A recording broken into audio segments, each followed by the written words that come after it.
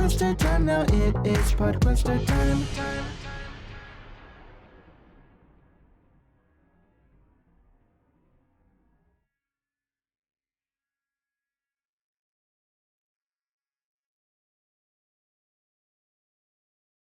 Thank you, everyone, for being here with us for our exit interview with Shirin. Shirin, thank you so much for joining us. Thank you for having me. Excited to be here. We're so excited to talk to you. We loved watching you on Sequester Season 4. You were in my draft. I drafted you.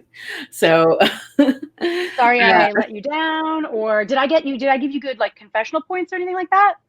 I have to look, but I'm pretty sure you did. You had a good amount of confessionals, and there are also like little weird things going on too. And she always finds something funny to put in the draft quester that I'm sure you too. Yeah, she's always like person who's picked for the battle match, person who votes, throws her vote or votes the right way, stuff like that. So you almost always voted in the majority, so I think that helped. Yeah. My draft quest several ways. But thank you for being here with us. We're so excited to talk to you about. I'm excited to talk to you guys. Family friendly warning, I curse a lot. Yes, this is that's fine. This is hide your kids, get them earmuffs on those kids. Yeah. On the children's kids are listening. Yeah, it's winter time. They should have earmuffs sitting around somewhere, Yeah. I wanted to talk to you about something that we talked about in the pregame interview that nobody saw. The lost interviews is what I'm calling them. And it may be a little weird, but you went into the house without deodorant. So I'm going to talk a little bit more about something a little more day to day. Did you find a Deodorant Alliance to help you out? That's what you said your plan was.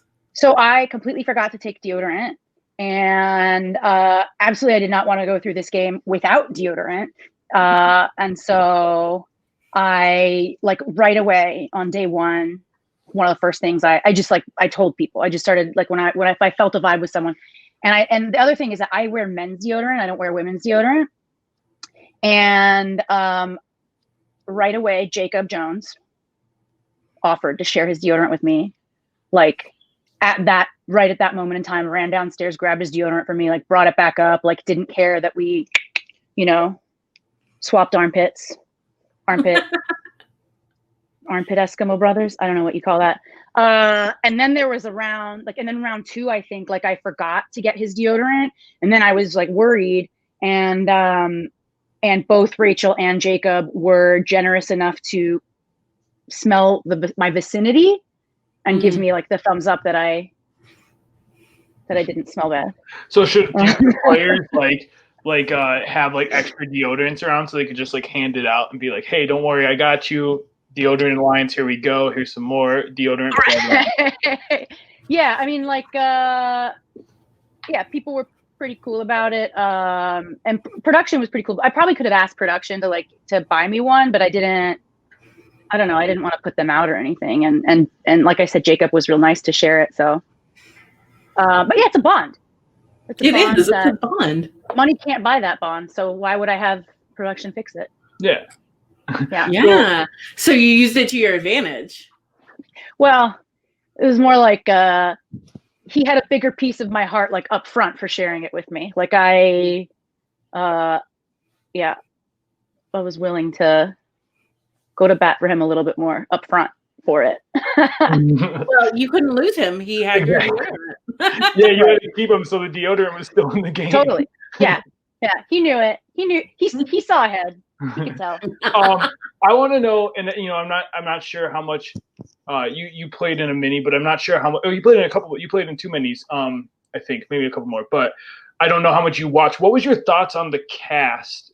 You walk in the door and you see all these players. Did you know much of the relationships, or did you just kind of gather that? No, I knew Muna, and I knew Brent. And when I say I knew them, I knew who they were. I'd never spoken to Brent before. I'd only spoken a little bit to Muna, on Twitter. And then I like had heard of some of the other names, like just from various like Sequester group chats, but like I didn't know any of the mini history. I didn't know, like I didn't realize that they're all so famous. I didn't realize that I was the least well-known person on the cast. Yeah, and then debatable, but Yeah. did you realize that at some point, or did you just think that everyone was kind of playing the same way you were as far as knowledge? I really didn't realize like how interconnected a lot of these people were, like, and I'm a little bit, it feels like a little bit of a disadvantage on the one hand, but also an advantage on the other, in that like a lot of that stuff like didn't get in my head at all, and I didn't let it, and I was treating this game like we were all like meeting each other fresh. And because in a way, like I think all of us were meeting each other in person for the first time, and so like, and that matters so much more than the online stuff. And I actually think that a few of these people played much worse games because of their connections coming in and relying too much on them. I think that like, and I'm grateful for the majority of the cast that like didn't just rely on those pre-existing connections, because like it gave people like me a chance to integrate. Because I really, like I basically was starting from scratch, right? There were like a minority of us that were starting from scratch, and people like, you know, like Jacob, for example, my deodorant buddy, like he, somebody like him, like he utilized his mini relationships while also he worked hard on his other relationships as well, and that like definitely opened a door for me to play at all. I think it would have been very easy for all those guys to just link up and pick us off one by one, but they didn't. And again, I think it just comes down to, it's because like in-person relationships are like, just have a different thing going on. And that is what's interesting, is like going in, if like trying to think about it, if I'm like been on national TV with those games, I would have thought maybe there was a couple more. And it is interesting that it is just like majority only many players, and you have Brent, who's like the podcaster, and you have Jay West, who played before. But yeah, I think that's what's so interesting, is like you did go in and you did form those bonds, and you really, it did show in the episodes how much you did connect with certain people, like Rachel. We saw that relationship form, and your guys' alliance form just from organic relationships. Yeah, and I think, and if anything, like I guess that was like a little bit of an advantage on my part. I think that people were so used to playing all these minis that like they, like a lot of people, like they were thinking of themselves as like on day one, people are talking about being threats or whatever. You guys, it's like, guys, it's day one. Like nobody's a threat. Like, and they're thinking about like the way that they played the game online, but it's like the advantage that I have is also just understanding like we're here physically together, and like things like just like touching base, for example, with every single person in the house. Like I know that like if somebody's not talking to me, like it's not like they're not talking to anybody. Like I immediately know who's with me and against me, like because like there are a couple people who are never ever talking to me, and like and so those were the things that like stood out more, that I think they didn't necessarily see, because I think there were some people who were like just congregating like where they felt safest, and where they felt safest was with like their mini buddies. And I think that they thought that their like reputations also would have like some kind of influence, like not like both early in the game, and like they could win simply because they won, the famous mini of 1812. It's like, no, like you're not getting my vote because you won some mini I've never heard of. Like not the mini of 1812. So fun, hard spot. I think the Spanish were involved in that one. Right. And it's funny because I think the only person whose reputation like is at play and like helping and hurting them in the game is Muna, and it's just because obviously her presence is so big and unique. But while I'm at it, can I pop off for a little bit? Can I pop off for a second? Okay, so everyone was talking about their minis all the damn time, telling all these mini stories, and I found it, you know, it's a little boring. Like, how about instead of talking about the past, like, why don't we get to know each other, whatever. But then there was one story from a mini that I never ever heard until after filming was done, and that's the story I want to tell you now. There was a mini, I don't know what it was, again, some numbers put together, mini. And there was a now or later kind of vote round where like you could choose to use your vote now in like the pre-jury phase, or you could use it at the final 8. I believe it was final 8. And so final 8 rolls around, and everyone's talking openly, and only 2 people had their votes left. And so they were like, all right, well, I guess the 2 of us are going to vote for, I don't know, some girl. And Rachel fucking Stearns, my girl, had a vote too, and just didn't tell these fuckers. And she also had a couple of LOSs in her pocket. She played her LOS for that girl and decided who the fuck she wanted to vote out. And she voted out somebody. So they announced the results. Everybody thinks they know what's going to happen. And then an LOS was successfully played, and she got to unilaterally decide who went out at final 8. How come nobody ever told me that story? I don't know. That's not a good story. I didn't see Rachel's mini, so I wasn't aware of that. So thank you for sharing that with me. Yeah, Rachel didn't even tell me that story. Somebody else didn't tell me that story. This bitch doesn't say anything about herself. That's why also, first of all, she needs to talk about herself a little bit more because she's got a lot to say, but also like, oh yeah. I mean, like, look, here's the thing. That's like one of the best moves I've ever heard of in any mini. And like, literally, and like the only reason why Rachel goes out in Sequester season 4 when she did, because most of the men on this cast are fucking sexist, body shaming pieces of shit. And she has more game than all of them combined in her pinky finger. And that's the thing. Like, the reason why I love Rachel so much and I aligned with her is because she is savage and great at the game, and she should still be in the game. And with that said, with your permission, I would like to only talk about women for the rest of this interview. That's fine. It's your interview. You don't want to talk about men. I'm into it. I love women. Well, these men are already so self-proclaimed famous. Like they're already getting a lot of attention, and they can talk about themselves. Well, I have a question. I want to know one thing that I thought, and they specifically focused on it with you, was how during rounds you didn't really focus on the twist. You were just making those connections. You were focused on like you said, like checking in with people. I thought that was so interesting in this game. Yeah, and like the only reason why even like it's crazy. The only time I threw my vote was in that last round, and I only did it because I made a deal with people. It was like, and it was the first time where really, I couldn't. The 2 people who were up for elimination where I could either vote for Brendan or Jacob, and like the problem is if I voted for Brendan, that puts Josh at risk, and Josh is my ally. He would have been pissed. He wouldn't have stayed aligned with me if I voted for Brendan there. And then, but then I made this deal. So obviously, like Jacob is my ally at that point too. But then I made this deal with Spencer in particular. And I'm like, well, shit, like, I feel like either way, my vote's going to get revealed tonight. And this is the one time that I have to throw it. Otherwise, like, I'm definitely getting pulled in. And like, I wasn't lying. Like, I really extended an olive branch to somebody who was not integrating himself into the game, who's not making those social connections. And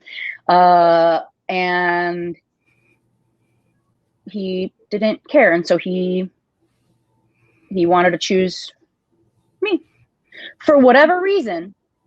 But, the choices that we make highly influence, how well you do in these games, how far you go in these games, and what happens to you in these games. And I am control in these games. It's the choice you make. Yep. And like, I think the most important choices you can make are the kind of people that you align with.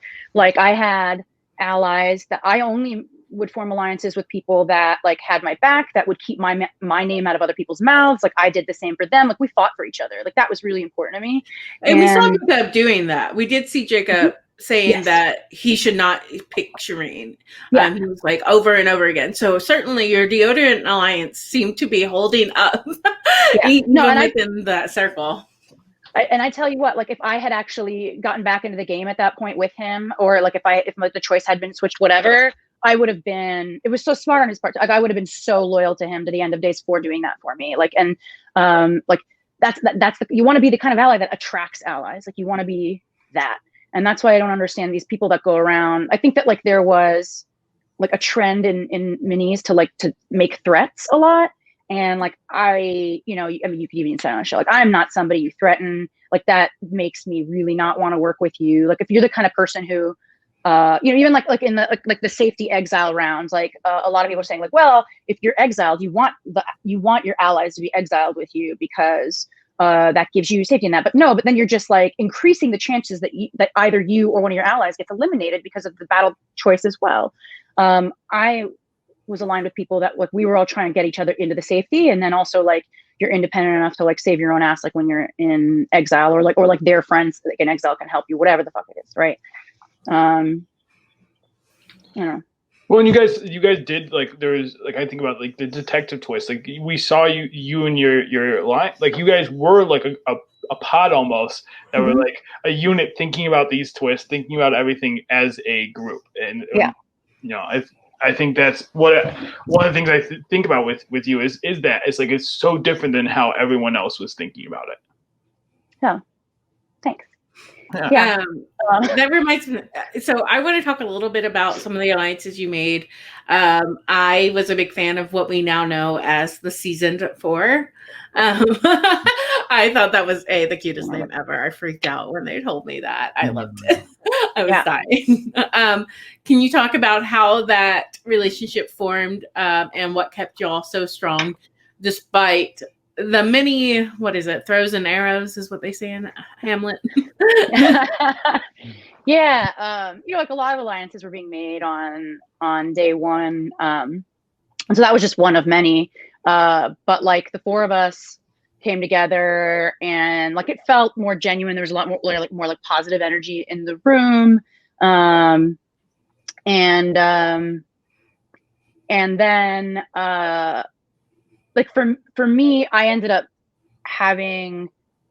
forming deeper one-on-one connections with each of those ladies. So like later in round one, Billy and I ended up like sitting down and just like got like a couple of like 5 or 10 minutes, I don't know, to just chat and get to know each other better. And we just ended up like, I don't even know how, but like we ended up like telling each other these like super personal like stories. Like I cried a little, she cried a little, and I was just like, man, like this is my girl. Like I don't even care what the fuck happens. Like she's it. So like that was my Billy Bond. She was my first my number one in the game. And then let's see. And then Rachel at first, man, I just like she and I are very similar in a lot of ways. Like we kind of like she would complete my sentences. A lot of people try to complete my sentences and like they're wrong, and that's a pet peeve. And Rachel was one of these people who would complete my sentences correctly. And I was like, who is this bitch? And so I was more drawn to her than I think she was to me. And because like at one point, when she was exiled, I told her, I was like, I feel like the person that you can really trust here and let go to is Brent. And she was skeeved by Brent from the get-go. So she was like, what is this bitch telling me to go to Brent for? Like, I don't. So she almost like didn't trust me because of that. And then he was like a total dick to her in exile. And then I felt terribly about that. I was like, oh no, like everyone's making me look bad. And again, like this is how you like really cull your choices of like, I don't want to be attached to somebody who's going to make me look bad for like stumping for them. So I'm just not going to stump for them anymore. And so then I like went way out of my way to try to make that up to Rachel and let her know, like, I didn't know he was going to be a dick. I'm sorry. Like, let's not align with him anymore. And then she and I just always saw eye to eye on things. And for her, she was a lot closer to Muna in the game. I was a lot closer to Billy, and then like that, and then Rachel and I were like, and so that just sort of like tightened all of us. And I was just like, shit, like I've always wanted to have a Woman of Color alliance. Like I've never really gotten the opportunity. Like I've never even really gotten an opportunity to have like a Person of Color alliance. Like this is sick. And they were all so strong too. Like they were all present and vocal and like express it. Like you get a lot out of these ladies. Yeah. It feels good when you're aligned with women like them. Like each one of these women makes you feel really good. And like honestly, and they could have played me like a fiddle and I wouldn't care. I would still like give them $1 million. Take my money. Because they make you feel good. And like Josh made me feel good when I was around him. Like he was very fun. He reminds me of Shane Powers from Survivor. Like, so Josh is a big smoker, but you weren't allowed to smoke cigarettes at all in the game. But they got him, and I know you might be thinking, like, why is she talking about Josh when she didn't want to talk about men? And that's because Josh is an honorary Woman of Color. Thank you. You said he is invited to the cookout. He is invited to Dia de los Muertos. He can come to the holidays. And so he ended up getting like these nicotine patches, and you'd look over at this guy, and he's like, fucking nicotine. What the fuck is that? And that was him getting his fix. And it just, have you guys seen Survivor Exile Island season 12, Panama? I haven't seen season. I've listened to a podcast about it. I haven't actually seen it myself, but I listened to the evolution of strategy, so I've heard all the stories. Yeah. So anyway, Shane Powers, crazy person, but in like a great way, in like just like intense. Was also kicking the nicotine habit, but like aligned with the women, believed in them, like didn't, and men too. Like he just, like Shane, like Josh is just all about, just embracing who people are and like, and living your best life and connecting. And like, and he didn't see people as like weak versus strong or people like me, people like us. Like there's not, like that doesn't exist in Shane's vocabulary. The thing that Shane is most famous for is his number one ally was Suri on her first season. Shane and Suri were, and so like in my mind, I was like living out my little Kasaya 6 fantasy. I had my Shane, I had my Suri, like I had my people. I don't know who I am in that. I'm something crazy. And then we had our enemies, the Terry Dietzes, like these like pieces of shit men who only see the world in like, weak, strong, but really like as like women, men.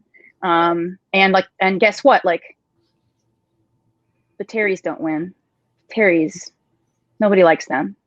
Get on our level, Terrys. Get on our level. I think what you say here is really interesting because like this is something I've struggled with as a player, like because I want to align with women or I want to align with women of color or people of color. Like people are like, oh, so then you have that's your only alliance, so we have to get you out because you won't align with me because I'm a white man or I'm white or I'm straight or I'm whatever. And I'm like, I contain multitudes. I got room in my heart for everybody. Yeah. They think that because you align with one group, that means that you are against the other group inherently. And you're like, no, only if you subscribe to things that are like counter me as a person. Like, yes, if you are racist, then I will be counter you. But that I don't go in assuming every white guy is going to be racist towards me. Like, I mean, I even hang out with Tommy sometimes, if you can believe it. Yeah, no, and like most famously, my like alliances were like my closest alliance in Survivor was fucking Spencer Bledsoe. Like it doesn't like you know what? He was a 6 foot something, like thin, white, young Spencer. Mm-hmm.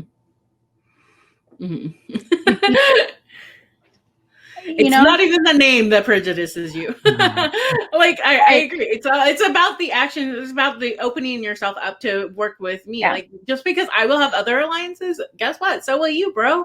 Like let's all work together. Seeing people for like connecting with people and connecting them for their like seeing their hearts and seeing their souls. Like that's how that happens. Like yeah, yeah, no, totally, and that's why like again, this is why I think like Shane Powers is such like an icon in Survivor history, because he historically, like, his tribe did really well in challenges, and yet they voted out men and women. Like, they didn't care what you looked like. They were just like, let's keep around the people that we like, that are pleasant to be around, and the rest will follow. And that created a more cohesive tribe, a stronger tribe in challenges, like even in very physical challenges. Whereas the other tribe kept losing and like kept voting out the women and kept losing anyway. And like like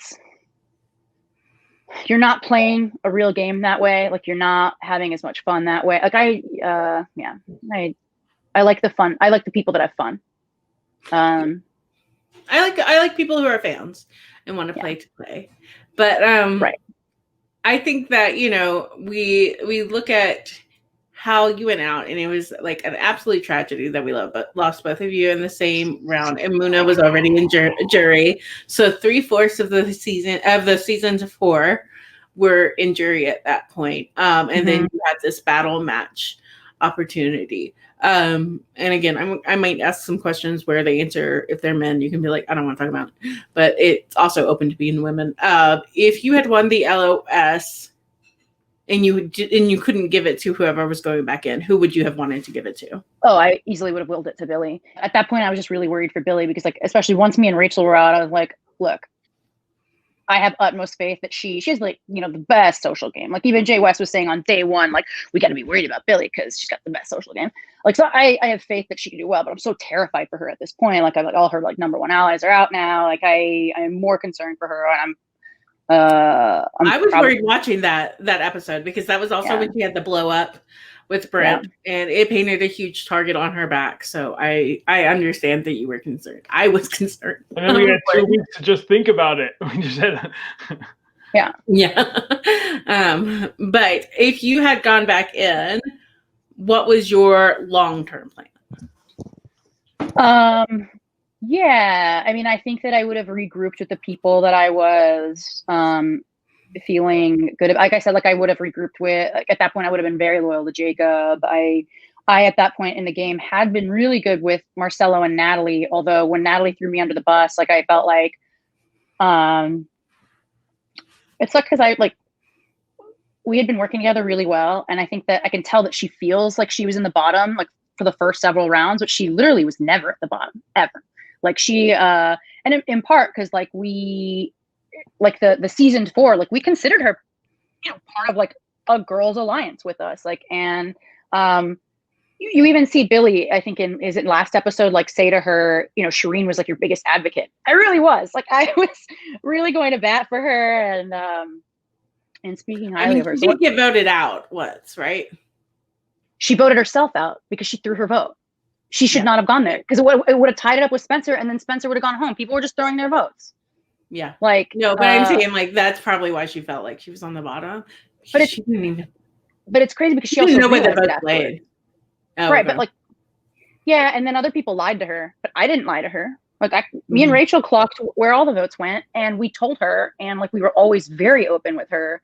And I think that, like, she just, I think, especially because she was shook from being voted out, that I think she just, like, it took her a minute to get her bearings and to really be able to tell who was actually on her side or not. And whatever. I mean, I didn't give her what she needed to make her feel good. So if I had gone back into the game, I would have tried to make things right. I would have had a talk with her and, like, try to make things right with her. But also, it gave me, like, a good excuse to potentially go back in and target her. Because at that point, like, everyone's really aligned with everyone. And so you need reasons, you need excuses to just start voting people out, especially without them getting mad about it, to then, like, want to pull you in. Yeah. Who would you have wanted to sit next to in the final two if you had come back?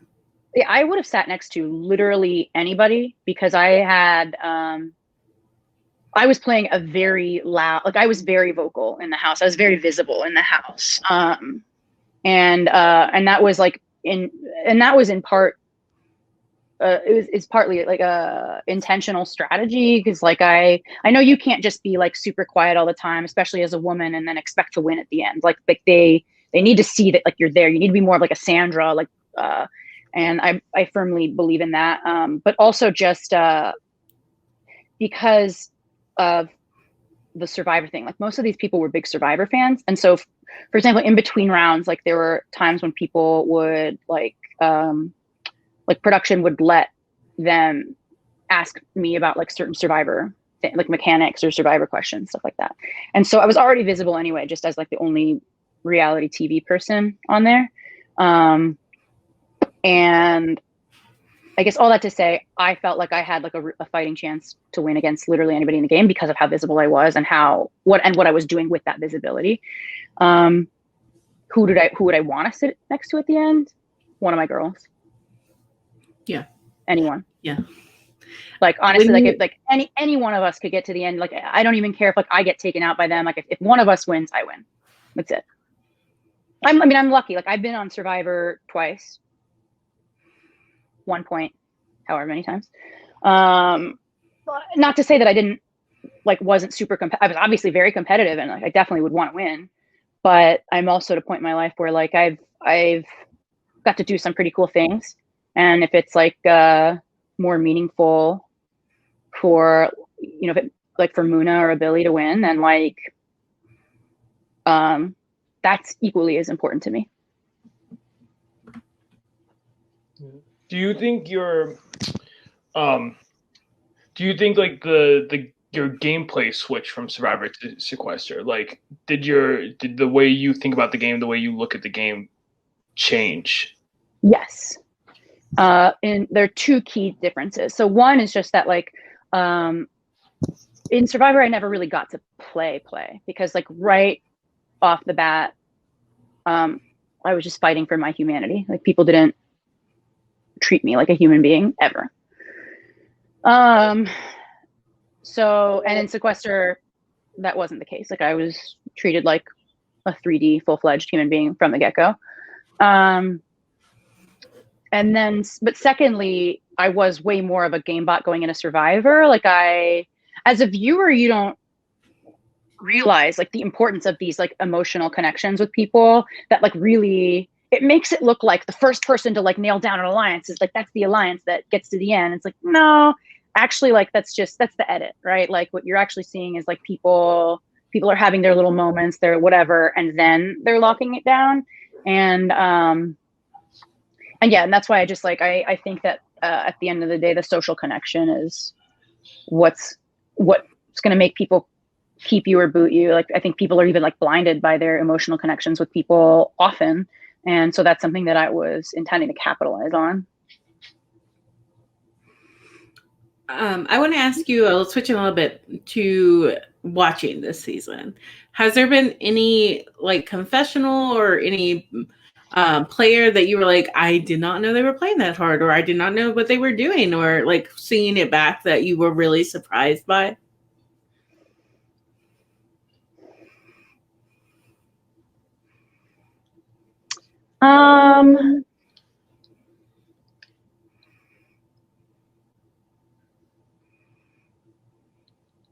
The things that I was most surprised by are like I didn't know that Jacob and Marcelo were so close. I didn't know that Katie is like best friends with Brendan's brother, and so that like she and Brendan were going to be close, right? Like those are the things that I think are most surprising to me. But in terms of actual gameplay, like I think like I had a pretty good handle on the relationships that people had with each other, and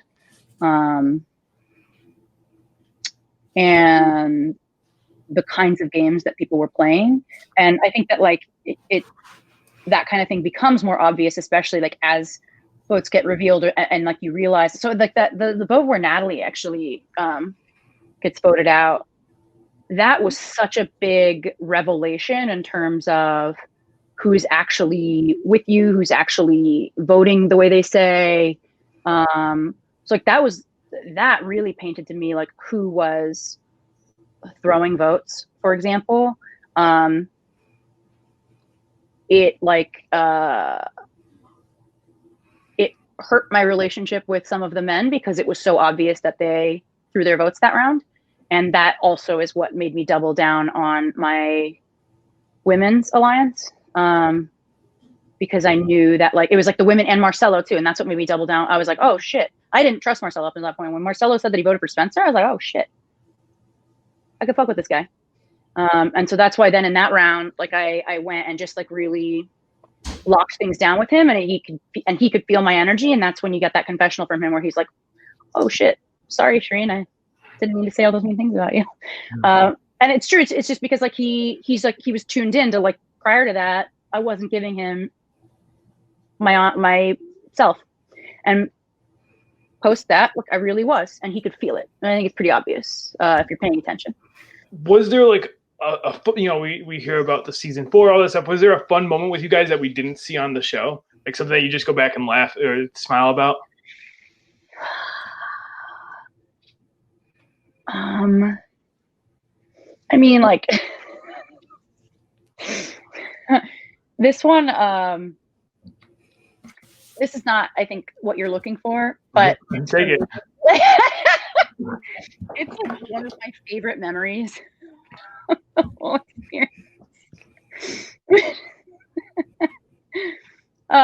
Which is that we're like in the hallway. I forget, round 2 or round 3. I'm chatting with some people. Rachel's down the hallway talking to Spencer.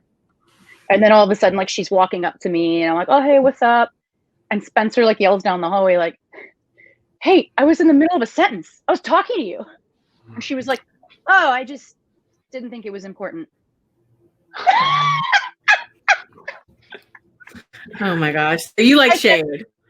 Like, it was just so, because you know what, at that point he had already insulted us. And she's like, why am I wasting time with this man? Like she was, she just like, honestly, it was, for me, it was an inspirational moment because I feel like everybody, like, people are socialized to be polite, and especially women to be polite to a fault, to people who don't respect us, or to people, you know, who like aren't like actually present with us. And like Rachel's the kind of person who's like, people have to earn that respect, and your time is so valuable.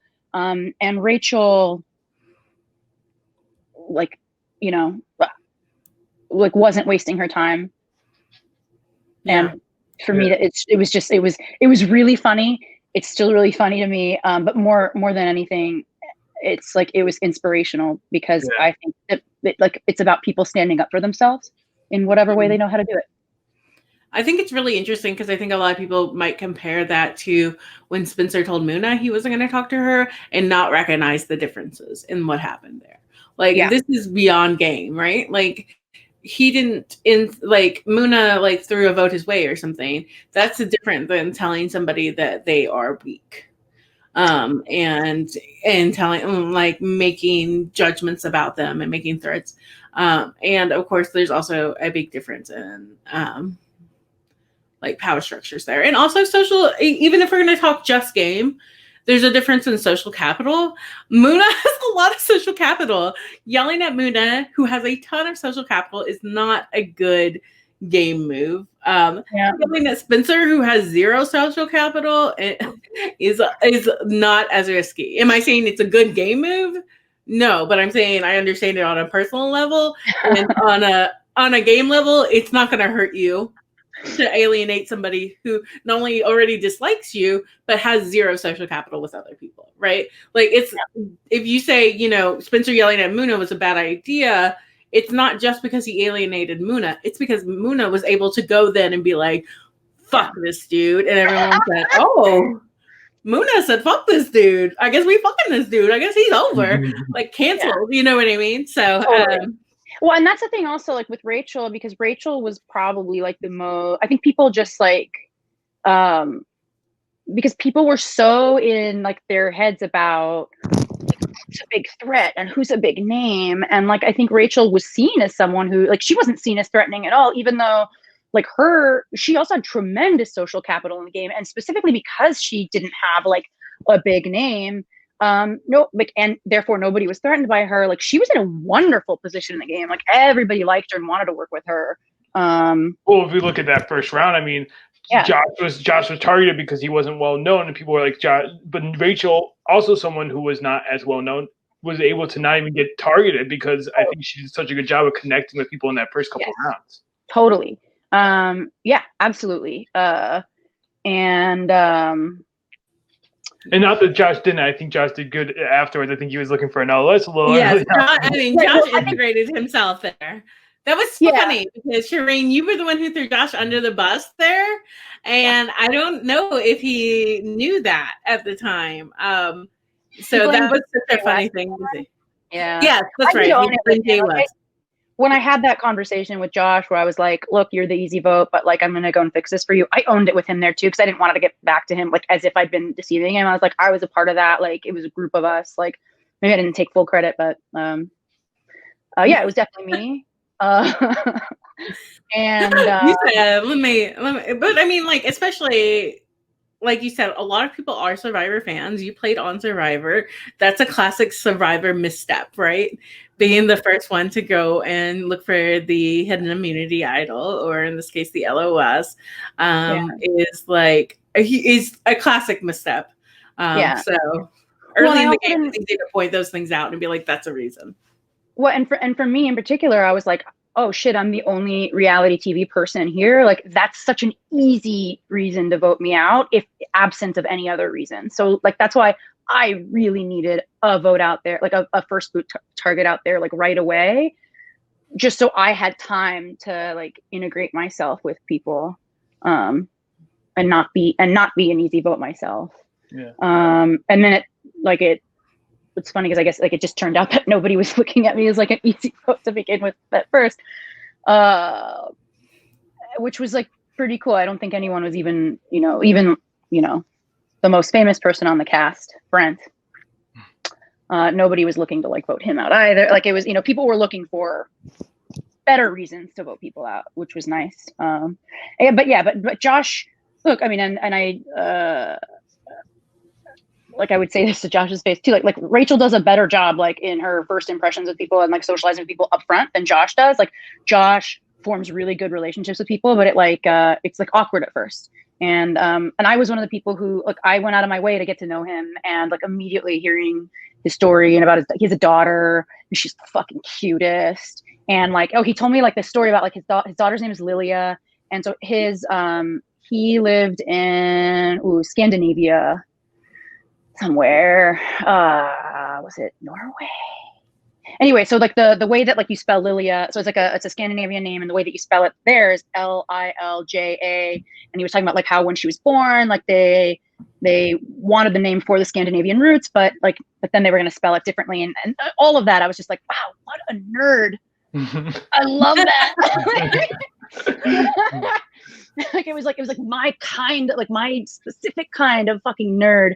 And like that's when I really started to like him. But like I had to like stop and turn around and be like, Josh, tell me about yourself instead of looking for an LOS, and again, like it's like especially as like a Survivor fan, like the show, it like instills in you like, oh, get an idol right away, get an LOS right away.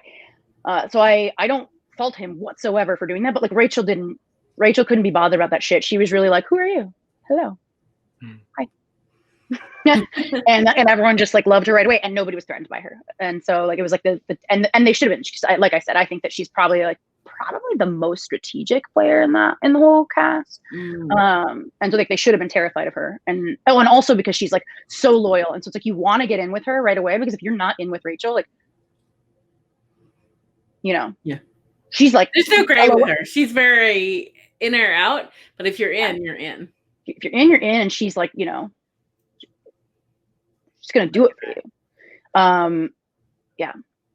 Is there anything you want to say before we end the episode? I guess we're calling it episode interview. There we go. I don't know. I think it's a lot of fun. It's obviously, I think a lot of the Sequester community has been like on an emotional roller coaster with it.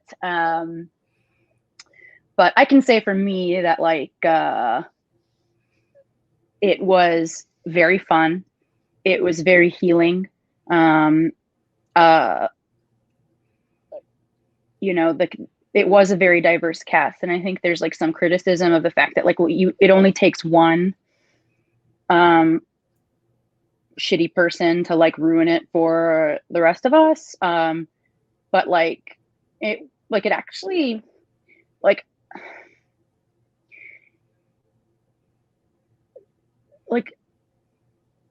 for me, that sentiment of like, I'm not going to watch this show because of one or two shitty people takes away from the, you know, all the rest of our voices.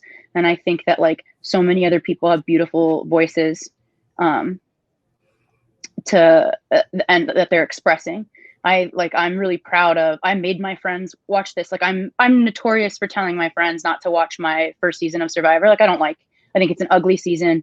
Like nobody, you know, and then like people who haven't seen it, like they assume it's because I must look bad in it. I must have been like a shit show, whatever. And it's like, or that I didn't get any airtime or that I went out early. Like they presume all these things. And it's like, no, I don't. Like, I'm actually proud of myself as a character in it. Like, it's just the people in it were such ugly people.